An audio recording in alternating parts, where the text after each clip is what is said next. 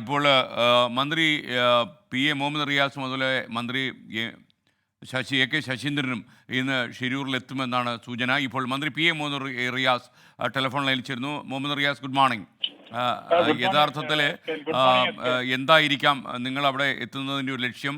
ഈ കാരണം കർണാടക സർക്കാർ നടത്തുന്ന യത്നങ്ങളിൽ നമുക്ക് കാര്യമായ ഒരു ഇടപെടലൊന്നും നടത്താൻ കഴിയില്ല. അതേസമയം വളരെ സൗമ്യമായിട്ടും വളരെ സന്തോഷകരമായിട്ടും അതുപോലെ വളരെ കമ്മിറ്റഡായിട്ടും തന്നെയാണ് അവരിപ്പോൾ പണിയെടുക്കുന്നതെന്ന് നമ്മൾ മനസ്സിലാക്കുന്നു. പറയൂ.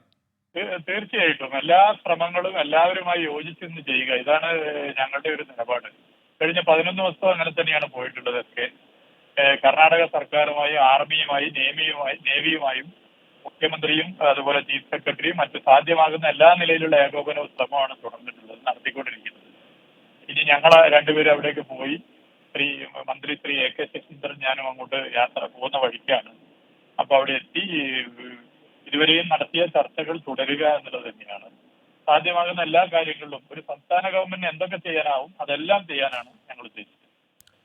ഈ താങ്കൾ ഈ പൊതു റോഡുമൊക്കെ കൈകാര്യം ചെയ്യുന്ന ഒരു വകുപ്പിൻ്റെ അധ്യക്ഷനായതുകൊണ്ട് ഞാൻ ചോദിക്കുകയാണ്.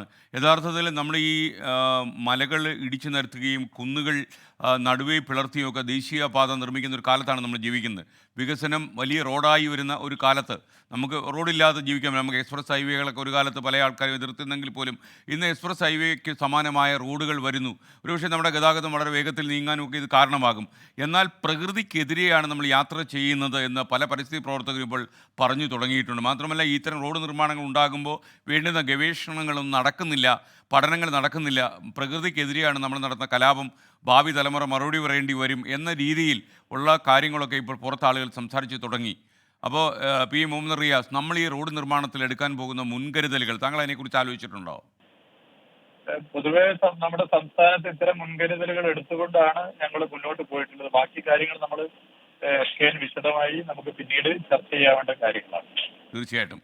അപ്പോൾ എന്തായാലും മന്ത്രി എ കെ ശശീന്ദ്രൻ കൂടെ താങ്കളോടൊപ്പം ഉണ്ടെന്ന് ഞാൻ മനസ്സിലാക്കുന്നു. നിങ്ങൾ രണ്ടുപേരും ഷെഡ്യൂളിലെത്തുക, ചെയ്യാൻ കഴിയുന്ന കാര്യങ്ങളൊക്കെ ചെയ്യുക. രണ്ടുപേരും രണ്ട് വഴിക്കാണ് അവിടെ. രണ്ട് വഴിക്കാണ് പോകുന്നത് അല്ലേ? ഓക്കെ. താങ്കൾ ഏത് വഴിക്കായി പോകും?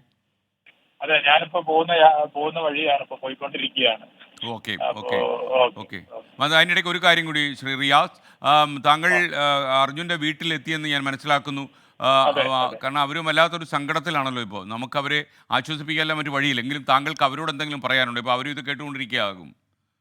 അല്ല, ഇന്നലെ ഞാൻ രാത്രി അവരുമായി കുറെ നേരം സംസാരിച്ചിരുന്നു. അല്ലാതെയും ഈ 11 ദിവസവും ഫോണിലുമൊക്കെ അവരുമായും അവിടുത്തെ അവരുടെ കുടുംബാംഗങ്ങളുമായും പരിസരവാസികളായിട്ടൊക്കെ സംസാരിച്ചിരുന്നു. എല്ലാ നിലയിലും സംസാരിച്ചിരുന്നു. ഇന്നലെ അവർ ഈ സൈബർ അക്രമത്തെ കുറിച്ച് വല്ലാതെ പ്രയാസപ്പെട്ടു. അതെ. മനുഷ്യർക്ക് ഈ കുടുംബത്തെ ഇപ്പോ വേട്ടയാടാൻ തോന്നുക, ഇവരൊക്കെ മനുഷ്യരാണോ? നികൃഷ്ട ജീവികളല്ലേ, നികൃഷ്ട മനസ്സല്ലേ? ഒരു തരത്തിലും അത്തരം എന്താ പറയുക, മനുഷ്യത്വപരമല്ലാത്ത നിലപാടിനോട് യോജിക്കാനാവില്ല. ഈ നികൃഷ്ട മനസ്സുകളെ നിയമത്തിന് മുമ്പിൽ കൊണ്ടുവരിക തന്നെ ചെയ്യണം. ആ കുടുംബം ഇപ്പൊ അനുഭവിക്കുന്ന പ്രയാസമൊക്കെ നമുക്കൊക്കെ ഊഹിക്കാവുന്ന അല്ലേ ഉള്ളൂ. ആ കുടുംബമല്ല, ലോകത്തെല്ലാ മലയാളികളും ഇപ്പൊ വലിയൊരു പ്രയാസത്തിലാണ്, അർജുന്റെ വിഷയത്തിൽ ഉൾപ്പെടെ. അങ്ങനെയുള്ള ഘട്ടത്തിൽ ആ കുടുംബത്തെ ആക്രമിക്കാൻ തോന്നുക എന്ന് പറഞ്ഞ ഒരു എന്ത് മനസ്സാണത്? ഒരു തരത്തിൽ അതിനോട് സന്ധി ചെയ്യാനാവില്ല. എനിക്ക് തോന്നുന്നത് മന്ത്രി റിയാസ് ശരിക്കും കടുത്ത നടപടികളുമായി സംസ്ഥാന സർക്കാർ മുന്നോട്ട് പോകുന്നത് താങ്കൾ സൂചിപ്പിച്ചതായി ഞാൻ കണ്ടു. അത് വളരെ നല്ല തീരുമാനമാണ്. കാരണം ഇപ്പോൾ താങ്കളോട് തുറന്നു പറഞ്ഞു കഴിഞ്ഞാൽ നമ്മുടെ യൂട്യൂബിലൊക്കെ ആയിരക്കണക്കിന് സന്ദേശങ്ങൾ ഈ ലോകത്തിൻ്റെ പല ഭാഗങ്ങളിൽ നിന്ന് മലയാളികൾ അയക്കുന്നുണ്ട്. അതിനിടയിൽ ചില വീരന്മാർ ഇറങ്ങിയിട്ട് RIP എന്ന് അടിക്കുന്നുണ്ട്. എന്ന് പറഞ്ഞാൽ ഒരു സ്വന്തം സഹോദരനോ അമ്മയോ അച്ഛനോ അല്ല എങ്കിൽ പിന്നെ RIP അടിക്കുന്ന ഒരു മാനസികാവസ്ഥയിലേക്ക് ആളുകൾ പോവുകയാണ്. നമുക്ക് വളരെ സങ്കടമുണ്ട് അതൊക്കെ വായിക്കുമ്പോൾ. തീർച്ചയായിട്ടും. എന്താണ് ഇങ്ങനെയും ആളുകൾ ഇങ്ങനെ വരുന്നത്? അത് ഫേക്ക് അക്കൗണ്ടിൽ നിന്നും മറ്റുമാണ്. എന്ത് ഫേക്ക് അക്കൗണ്ടിൽ നിന്നും പ്രചരണം നടത്തിയാലും സ്വന്തം മനസാക്ഷിയോട് വരെ എങ്ങനെ ഉത്തരം പറയും? ഇവർക്ക് അച്ഛനില്ലേ, അമ്മയില്ലേ, മക്കളില്ലേ, വാപ്പയില്ലേ, ഉമ്മയില്ലേ? എന്ത് മനസ്സാണ് ഇവരെ മനസ്സ്? അത് നമ്മൾ ചർച്ച ചെയ്യേണ്ടതാണ്. ലോകത്താകെ മലയാളികളും മനുഷ്യരാകെ ചർച്ച ചെയ്യുന്ന പ്രശ്നമാണ്. എന്ത് മനസ്സാണ്? വളരെ ഗൗരവത്തിലാണ് ഈ വിഷയത്തെ നമ്മൾ കാണേണ്ടത്. ഇത് എന്തൊരു പ്രവണതയാണിത്?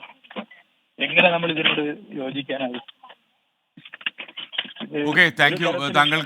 താങ്കൾക്ക് അവിടെ ഷെഡ്യൂൾ വേഗം എത്തിയിട്ട് താങ്കൾ കുറച്ചുകൂടി ഏകോപനം സംബന്ധിച്ചുള്ള കാര്യങ്ങൾ ഇടപെടാൻ കഴിയട്ടെ. നിങ്ങൾ രണ്ടുപേരും പോയി മടങ്ങി വരിക. Thank you Shri P A Muhammad Riyas. അതുപോലെ എ കെ ശശീന്ദ്രൻ മിനിസ്റ്റർ ഇത് കേട്ടുകൊണ്ടിരിക്കാൻ താങ്കൾക്കും നന്ദി.